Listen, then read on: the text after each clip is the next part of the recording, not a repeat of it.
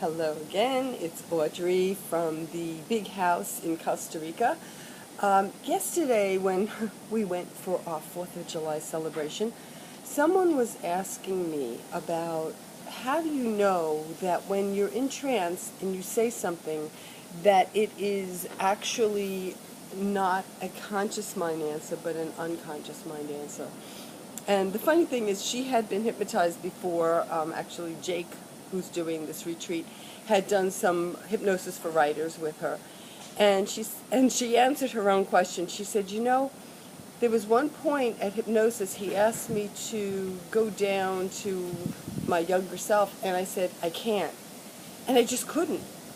That's how you know. That was her unconscious mind protecting her, saying, no, something else has to happen before I'll go down.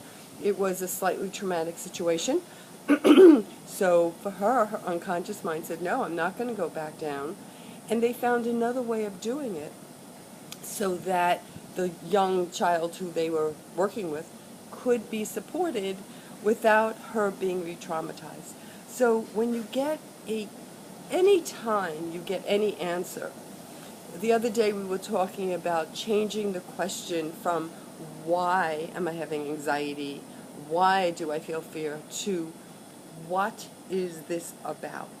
When you change the question from the why, which is a head answer you'll get, to the what is this about, which is a curiosity answer, when the unconscious mind feeds you the answer, it just pops into your head. You don't have to go like, I wonder what, well, you could actually say, I wonder what my unconscious mind is going to present me, but you don't have to wonder what the answer is. So you just wait, and then when the unconscious pops something into your head, it usually is going to be something that, oh, is that possibly what this is about?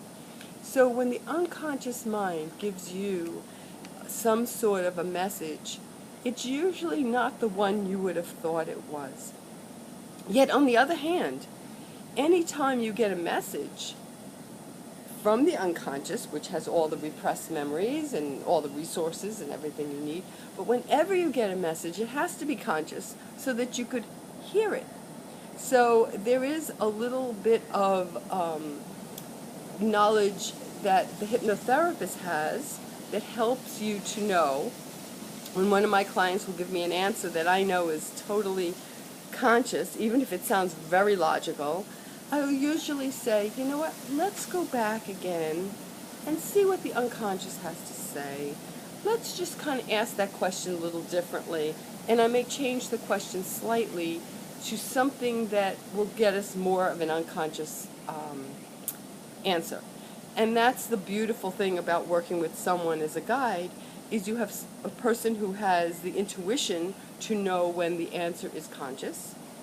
That usually sounds like a rationalization, or like, you know, when somebody tells you you shouldn't feel like that. Those are conscious answers. The unconscious will give you an answer and you go, but she looks happy. Well, how could she possibly be sad? That's a unconscious thing. That's your unconscious saying, yes, it doesn't matter what she's looking like. There's something going on inside of her that she's repressed.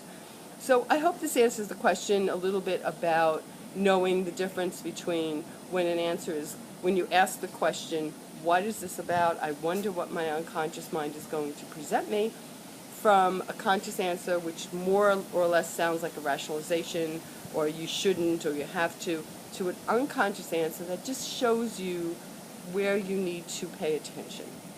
Okay, this is Audrey from Costa Rica. I have 3 more days here. I have a couple more workshops, and in a few moments I'll be doing some more work privately. So I hope these little videos are of help, and I'll speak to you all soon. Bye.